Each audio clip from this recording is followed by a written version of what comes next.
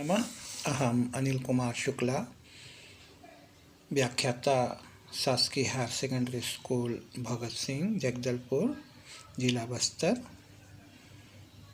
अद्य दिवसः छत्तीसगढ़ शासनेन सुरभिया कक्षा षष्ठपाठः सप्तपाठः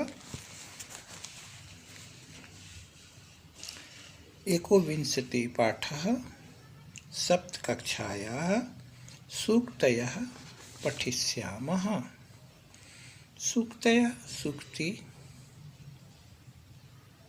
नीतिपूर्वक बातें होती हैं जो समाज के हित के लिए होती हैं, देश के हित के लिए होती हैं, स्वयं के हित के लिए होती हैं। इनमें अनुभव और ज्ञान पूर्वक बातें होती हैं जो समाज के सरोकार से युक्त होती हैं, समाज के भलाई के लिए होती हैं और सभी लोगों को समाज के प्रति उस नियम से चलने हेतु प्रेरित करती हैं। आइए हम पढ़ें। सुखस्य मूलम धर्म। पहला सूक्ति है सुखस्य मूलम धर्म। अर्थ धर्म सुख का मूल या जड़ है।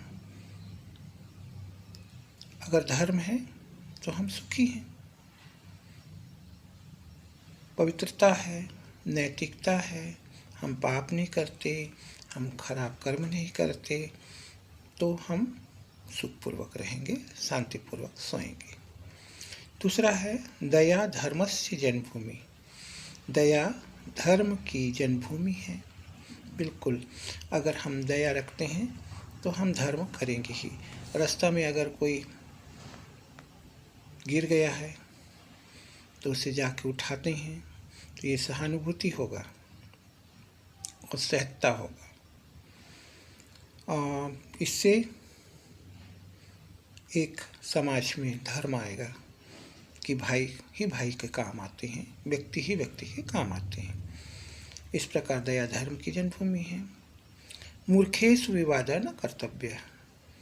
मूर्खों के साथ विवाद नहीं करना चाहिए। बिल्कुल ठीक है, मूर्खों के साथ विवाद नहीं करना चाहिए। अगर उनसे विवाद करते हैं तो कभी कभी हम कष्ट में भी पड़ सकते हैं।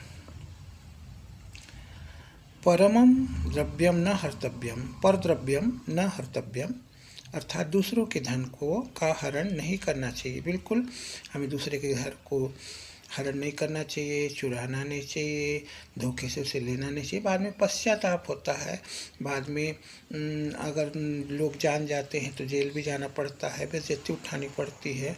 तो हम ऐसे काम ही ना करें जिससे हम बेइज्जत हों और दुख पूर्वक ज़िंदगी जी सकें। इसलिए दूसरों के धन का हरण कभी नहीं करना चाहिए। स्कूल में कई उदाहरण हैं। कापी पुस्तक अगर किसी का पढ़ा है, भूल गया है तो उसे अब सर को दे दें, खोया पाया विभाग में पहुंचा दें।